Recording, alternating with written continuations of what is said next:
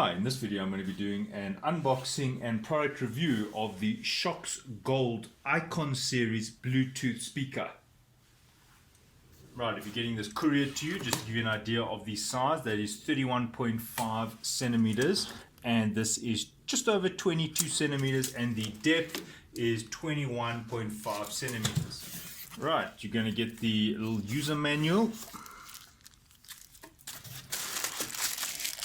the two-pronged power cable. You can see that's this type of power cable.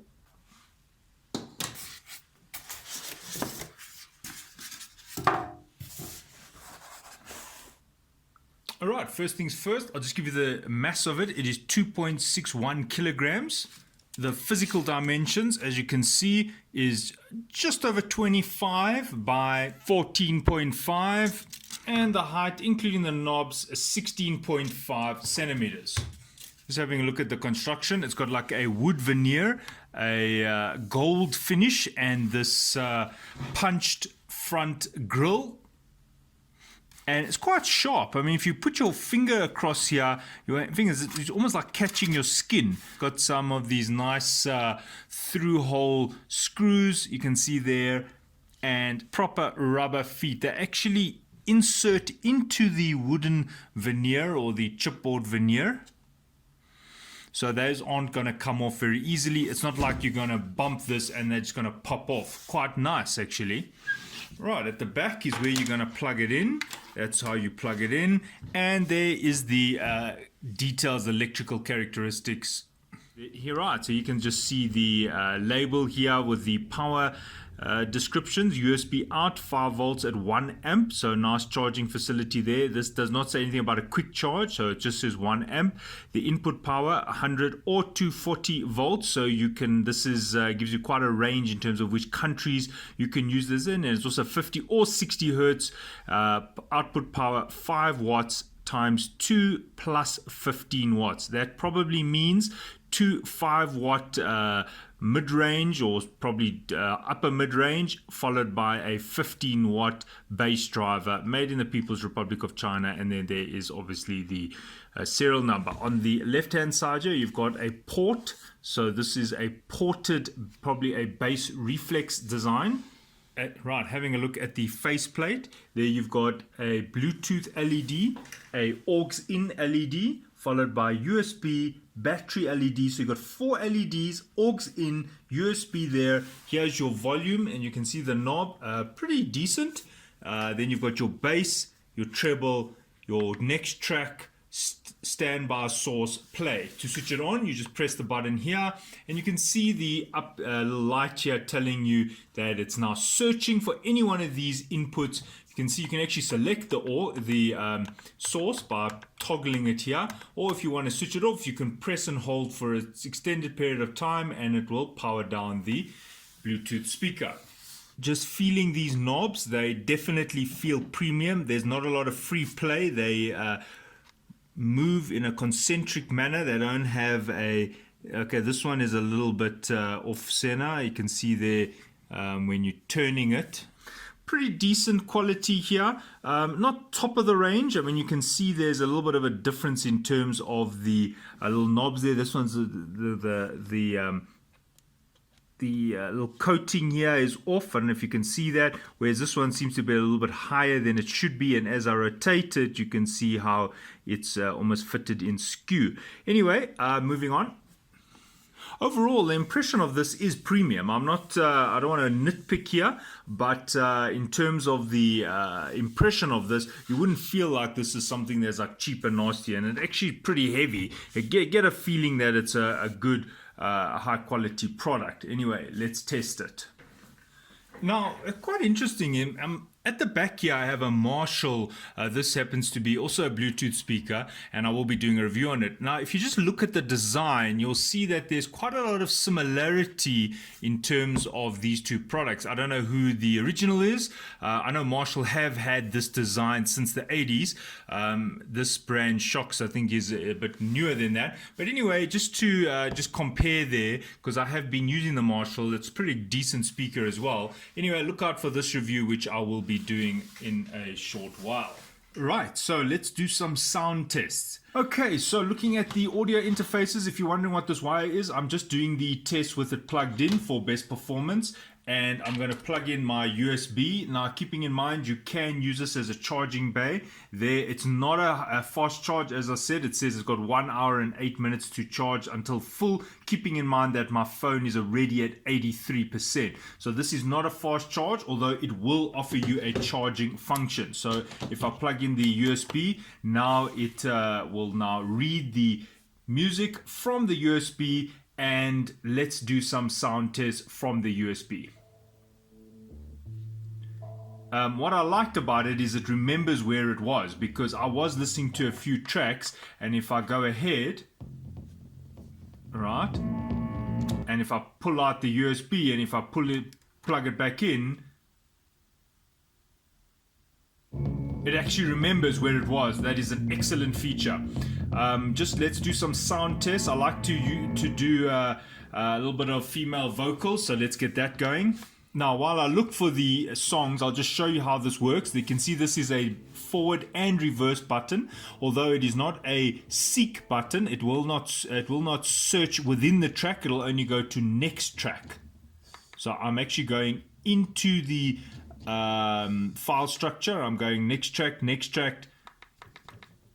and if you want to reverse the track, you've got to press and hold it, and then it goes back a track. So this is a little bit tricky. I'm not in love with this. I think they could have just had a separate button, forward and back. I don't like this, because if you want to go back 5 tracks, then you got to like, okay, and then, you see, that's a bit silly for me. Alright, so here we go with the female vocal straight off the USB. Just looking at the bass and treble, I'll put them both on minimum just to get a very flat response.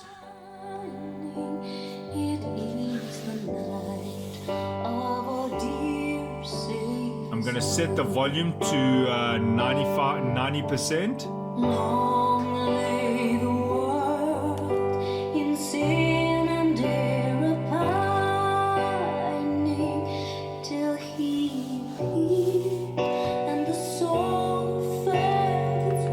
Right, I have an SPL meter here just out of interest to measure the loudness of the unit. Right, let's have a listen.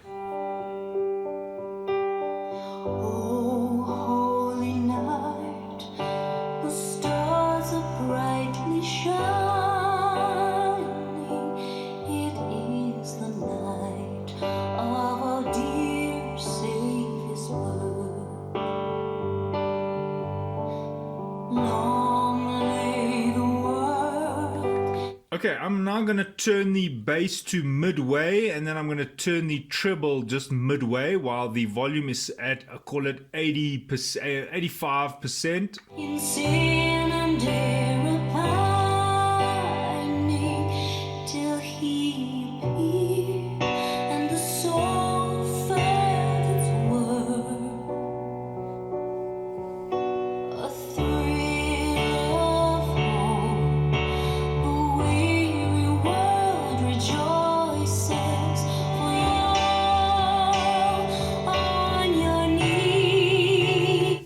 Actually not too bad. Let's just make it a bit louder, and let's maybe increase the bass a bit more and the treble a bit more, and test it one more time. Oh,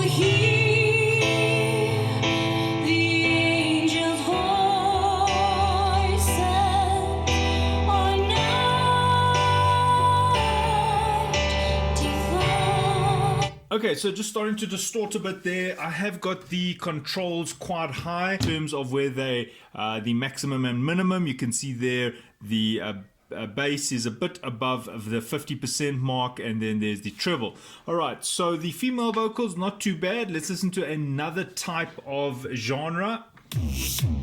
Oh hell. So immediately that sounds distorted.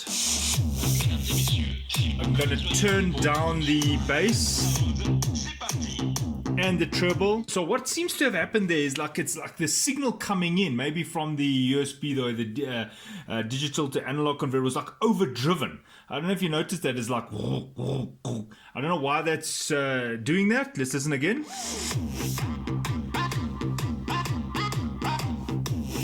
So I've got this on 50% and it's not very good. It actually just sounds distorted. Bass is low, treble is low. Let's try another track. Alright, so this is a house track. This happens to be local, black coffee. And I'm going to increase the volume a bit now. There you can see I've got it at 75. Bass is at the minimum, treble is at the minimum. And that bass, oh, it's actually coming through distorted. So there must be a fault here because the sound doesn't sound like it should. If I increase the bass, it actually sounds a lot better. So what's happening to me here is probably by reducing the bass, it's probably introducing some distortion maybe. Alright, so I'm just going to put it on maximum now. There's max. Max for the bass. The treble I'm going to leave on halfway, and let's see if it makes any difference.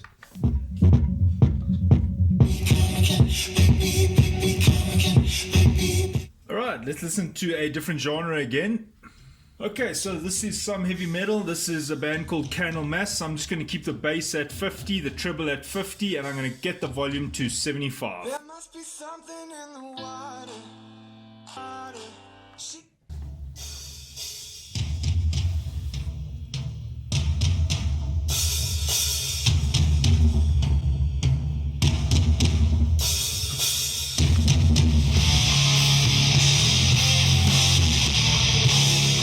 Alright, so that's at 75 volume, 50% bass, 50% treble. The sound response is not that great.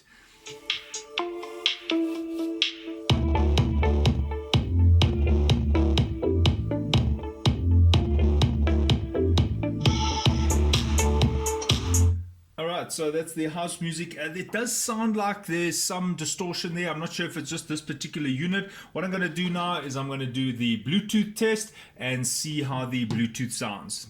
Right, to get to your Bluetooth, it's pretty easy. All you need to do is do a search.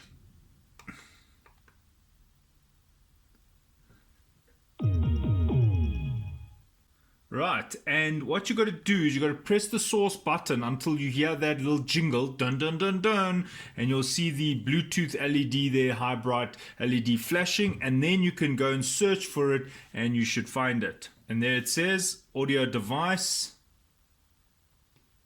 shoX Gold,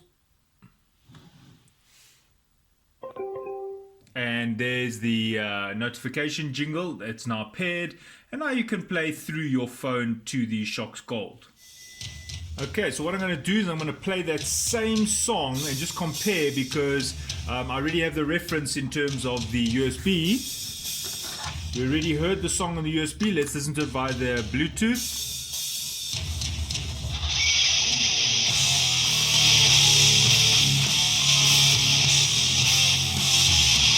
Alright, so via the Bluetooth, the sound is actually somewhat different.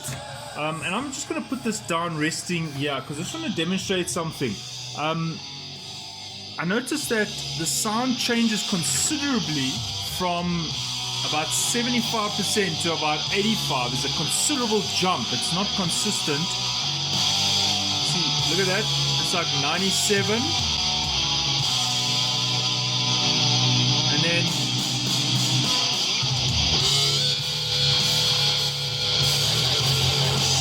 that's like a 6 decibel hop just for a 2 or 3 increments here. That is quite a significant hop. And the reason why I bring this into your attention is because normally when you adjust the knob, it should have a kind of a logarithmic response, because our ears have a logarithmic response. That means if you had to draw a graph, our ears have very high sensitivity when it's at low volume, and then we kind of not that good at discerning slight changes at higher volume.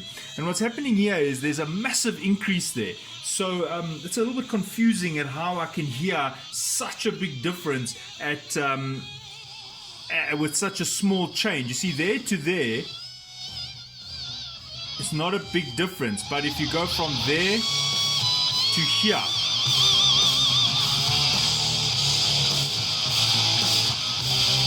it's almost got like a step function in terms of volume. So you've got to be quite careful in how you adjust this. But I only noticed it with the Bluetooth. I didn't notice it with the USB. Okay, so the sound isn't that great. I'm not sure if it's just the protocol of the Bluetooth they're using. My phone is fully charged, and this is a LG V40. It's obviously, those who know about the phone, this is the premium acoustic phone, and the Bluetooth is better than version 4, so it does have the aptX. Alright, just to give this one final test, just to make sure I'm not making a mistake here with the sound. I don't want to be too harsh. I'm going to do a direct line test, and that's going to be from an M Audio audio interface 24192, and I'm going to plug this directly in and from my computer, and that's what I use to do sound tests. So I'm just going to give it one more test. Okay, so I decided to omit this part of the video. It didn't make much sense to waste your time with extensive testing here. I did the line-in inputs. I also compared it to some other brands. I have a JBL, I have an LG speaker, the JBL Flip, I have an LG PK7, and I just wanted to compare. Overall, the shoX was not better. The sound on the shoX in terms of the dynamic range, it seems a bit limited. For some reason, there seems to come a lot of distortion. But now, I don't mean to be too harsh to the shoX, because some of the brands like the JBL, they also go for that a little bit of a distorted piezoelectric sound. For me, it's a little bit off the point, because you want to still have an accurate reproduction of the sound. That's always the goal for me as a person who enjoys music. So some people don't mind it a little bit distorted. For me, I do. So I decided not to put this part of the video. I just had, you can see the LG. That's an example of a speaker which is not very loud, but they managed to make sure the distortion is very low. So if you're looking for an accurate reproduction of your sound, you would go for the LG PK7. A very clear, very good description, very good layout of the sound stage. While this shoX, unfortunately, it's does not, it won't compare with that PK7. And then in terms of the price, one's got to look at that.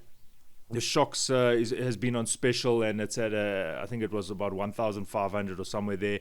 The construction is really good, and it looks premium. And I always feel like if you're going to spend that money on making the outer appearance look good, then the inner should match it. And this is where I feel there's a bit of a disconnect. I mean, the shoX is seems like a good, well-made product, but it seems impractical. Like, there's no handle. It's a portable speaker. It's going to give you about 6 hours battery life according to their specifications. I have not confirmed that, but how do you carry it? Okay, so I'm going to wrap this up, and this is my critical review. So the construction is pretty good. I can't really fault it. I love the fact that the little feet go into the what probably is chipboard or plastic, I'm not sure. There's a little veneer. I love that. This grill is pretty hardy. It is quite rough though, but it is strong. I can see the little mid there, or tweeter, and there's a little bass driver. It definitely does move a lot. You can feel the air coming out here, and it's really nicely constructed. I'm not going to say that this is poor quality, because it's not. And this little faceplate here, really pro. I mean, I can't put this down in any way. Right, now in terms of practicalities, this button here, forward and back on the same button, that's not very practical. I don't think that's good. If you lend this to someone, you'll have to explain to them how that works. These knobs here, they're slippery, yet they don't, the thing is, with a knob, you don't want it to be, you just touch it and it like turns too easy. You want it to have a bit of resistance, or a little bit of like friction against. It must have a bit of a pushback when you turn it, but then at least make the knob rough. Don't have a slippery knob. So it's like quite a little bit impractical here with the knob, because the knob is slippery, but the knob doesn't turn easily, and that's a good thing. Knobs shouldn't turn very easily. So yeah, I think they could have put some crevices here so that you could get some finger grips here. All right, this one here, I'm not sure if it's maybe just faulty. It does have that little step at the kind of the volume goes like there, and then suddenly quite high up, and it does feel like something's loose here. So maybe I've got one that was already used, although this was opened fresh in the box, as you saw. Okay, so this is the final comments on my critical review. So this is the price point, 2,500. Although I didn't pay this, I think I paid one something. I think it was on a daily deal. They take a lot. The advertisement says 2 primary speakers that crack out crystal clear highs and a passive subwoofer for deep booming lows. I think that's a bit of an exaggeration. It's definitely not crystal clear highs and the booming lows. The bass isn't bad though, but it seems to be quite a lot of distortion coming through, even at low volumes. Occasionally here and there it sounded good, but for the most part it was an unpredictable audio response. It's not something that I would be able to confidently loan to someone and say, no, this is a good product. I wouldn't do that. It's not something that I would recommend. Apologize. Thanks for watching. Cheers.